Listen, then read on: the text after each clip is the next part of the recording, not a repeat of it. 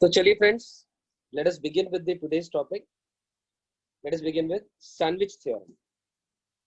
Sandwich theorem, शायद नाम से एक फील आ रही होगी. आई एम श्योर सैंडविच सबने खाया होगा, नहीं खाया होगा तो देखा जरूर होगा. जैसे सैंडविच के अंदर में दो ब्रेड के पीसेस के बीच में something is there to eat it, right? In a similar manner वही कॉन्सेप्ट यहां पर है.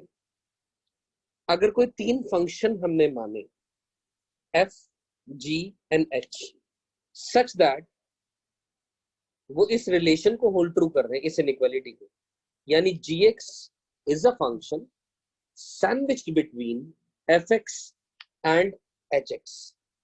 ये बीच में है, fx नीचे की स्लाइस है, hx ऊपर की स्लाइस है. आप ये मान के चलिए for all x in some interval containing the point x equal to c. इस बात को आप अच्छे से समझ पाएंगे. Let us talk about this graph जो बनाया हुआ है यहाँ पर ऑलरेडी. क्या एक्चुअली में सैंडविच थ्योरम कहाँ यूज होती है, आप ऐसे समझे. टेक्निकली मैं बोलूँ तो कि मान लो मुझे एक फंक्शन की, लेट अस से मुझे gx की लिमिट निकालनी है. Let us say I am interested in finding the limit x tending to c of g of x. ठीक? And I know that gx, fx and hx follows this relation in the interval, some interval containing x equal to c. मतलब x equal to c के nearest neighbourhood में, मतलब उसके left में, right में, वहां पर वो ये रिलेशन होल्ड ट्रू कर रहे हैं. और एग्जांपल के तौर पे हमने hx फंक्शन को मान लिया 1 + x²/2 और fx को मान लिया 1 - का x²/4. लेट अस से.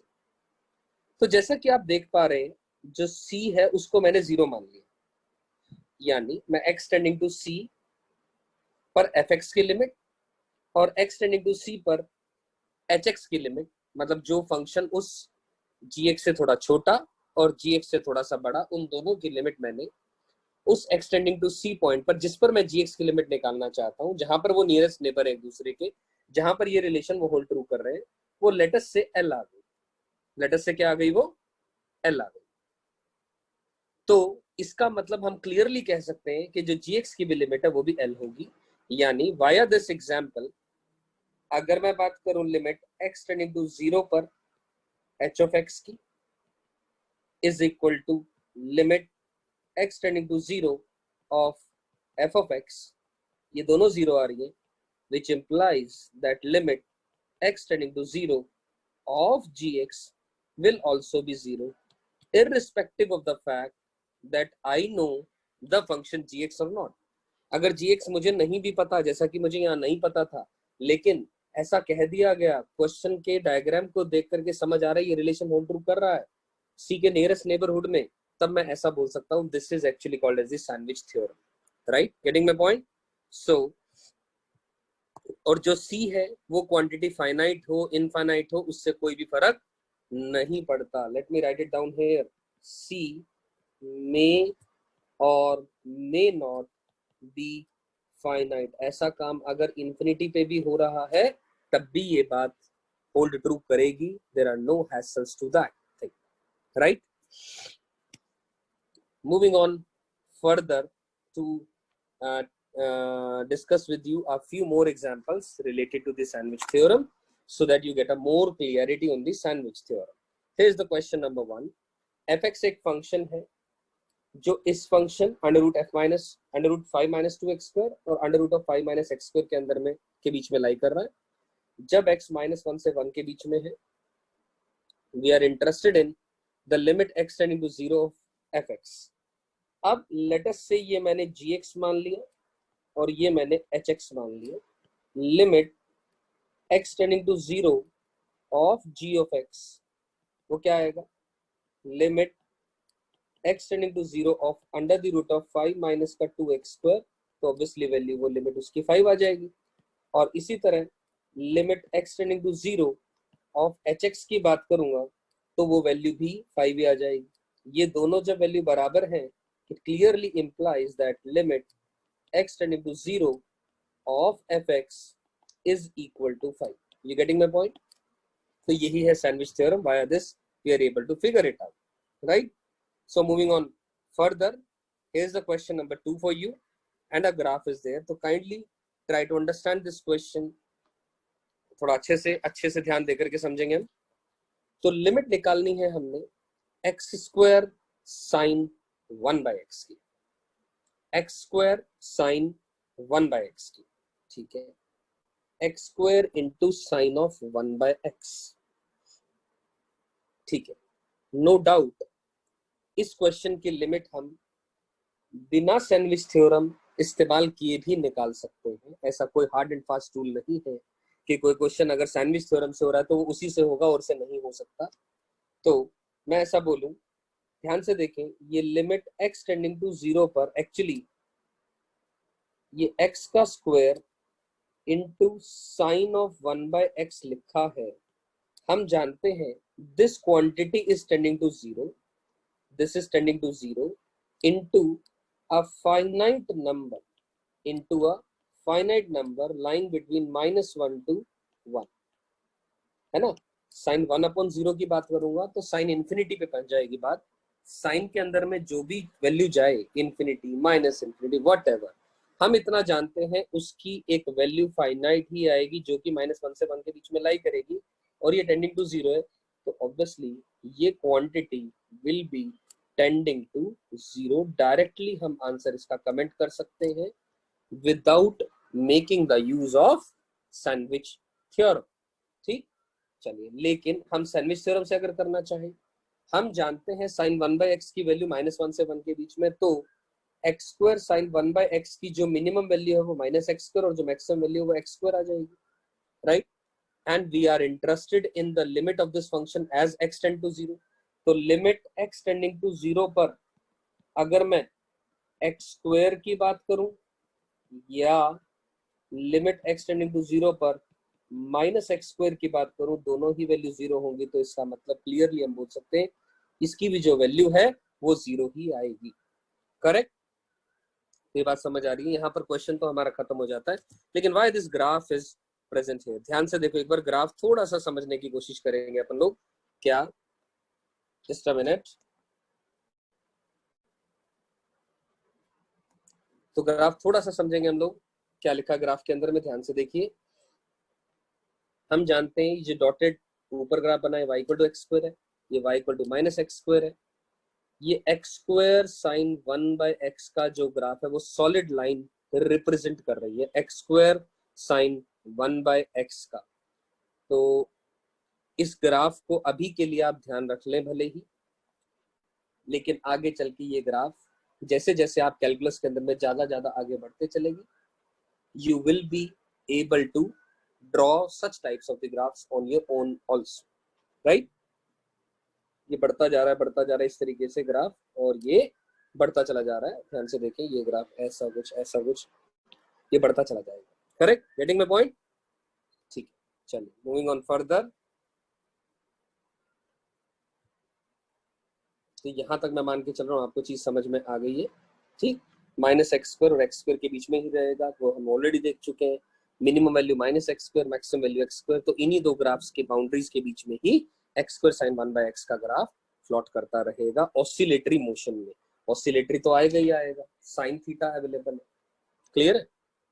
चलिए आगे चलते हैं, मूविंग ऑन फर्दर।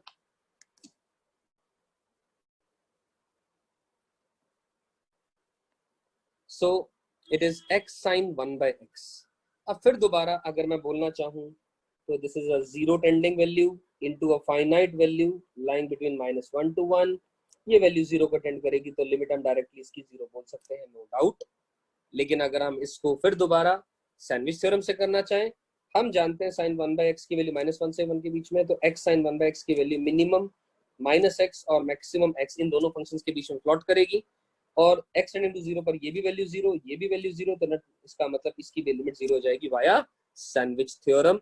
और जैसा ग्राफ ऊपर बना था उसी तरीके का ग्राफ ये भी हमें देख करके समझ आ रही है बात क्लियरली। ये y इक्वल टू x का ग्राफ है ऊपर, ये y इक्वल टू -x का ग्राफ है, इन्हीं दोनों के बीच में ग्राफ प्लॉट करता रहेगा, और ऑसिलेटरी मोशन के अंदर में x साइन 1/x इस तरीके से चलता रहेगा। आई एम श्योर ये बात समझ में आ गई होगी। ऊपर और नीचे के ग्राफ दोनों में लगभग लगभग सेम थॉट्स आपने लगानी। चलते हैं अगले क्वेश्चन पे। Question number 4, limit n tending to infinity of greatest integer x plus greatest integer of 2x and it goes on up till greatest integer of nx। ठीक है ना, ये ग्रेटेस्ट इंटीजर है, ग्रेटेस्ट इंटीजर nx का divided by n square. Okay, अब इस सवाल को कैसे किया जाए, अब देखिए आराम से समझिएगा इस क्वेश्चन को।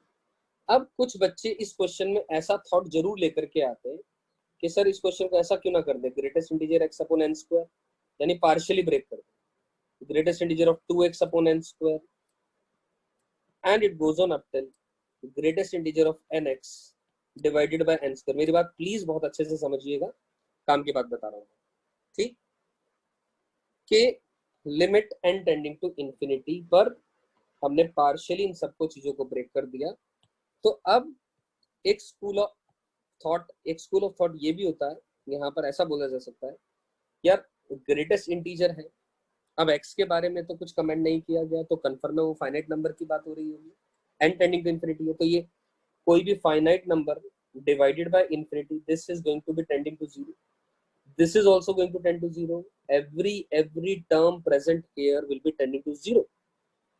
तो क्या मैं आंसर 0 लिख दूं, क्या मैं इसका आंसर 0 लिख दूं? No, this is completely wrong. What is the mistake in it?